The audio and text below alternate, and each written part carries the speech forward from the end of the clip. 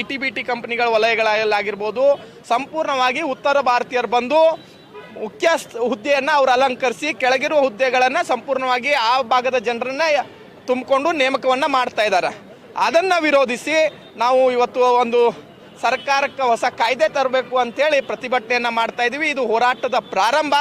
ಮುಂದಿನ ದಿನಮಾನಗಳಲ್ಲಿ ಹೋರಾಟದ ರೂಪರೇಷೆಗಳು ಬದಲಾವಣೆ ಆಗುತ್ತೆ. ಅದಕ್ಕೆ ಮಾನ್ಯ ಸರ್ಕಾರಕ್ಕೆ, ಮಾನ್ಯ ಮುಖ್ಯಮಂತ್ರಿಗಳಿಗೆ, ನಾನು ಎಲ್ಲ ಜನಪ್ರತಿನಿಧಿಗಳಿಗೆ ಇದನ್ನು ಪಕ್ಷ ಭೇದವನ್ನು ಮರೆತು ಸರ್ವ ಪಕ್ಷಗಳು ಎಲ್ಲರೂ ಒಗ್ಗಟ್ಟಾಗಿ ಕುಡ್ಕೊಂಡು ಇದನ್ನು ಗಂಭೀರವಾಗಿ ತಗೊಂಡು ಆದಷ್ಟು ಜಲ್ದಿ ಹೊಸದೊಂದು ಕಾಯ್ದೆಯನ್ನು ಕರ್ನಾಟಕ ನೆಲದೊಳಗಡೆ ಕನ್ನಡಿಗನೇ ಸಾರ್ವಭೌಮ ಅನ್ನುವಂಥ ಸಿದ್ಧಾಂತದ ಅಡಿಯಲ್ಲಿ ಹೊಸ ಕಾಯ್ದೆಯನ್ನು ಜಾರಿ ತರುವುದ್ರ ಮುಖಾಂತರ ಹೊಸದೊಂದು ಅಧ್ಯಾಯವನ್ನು ರಾಜ್ಯ ಸರ್ಕಾರ ಬರಿಬೇಕು ಅಂತ ಹೇಳಿ ನಾನು ಈ ಸಂದರ್ಭದಲ್ಲಿ ಹೇಳ್ತಾ ಇದ್ದೀನಿ. ನಾರ್ತ್ ಫಸ್ಟ್ ಉತ್ತರ ಕರ್ನಾಟಕದ ಆವಾಜ್.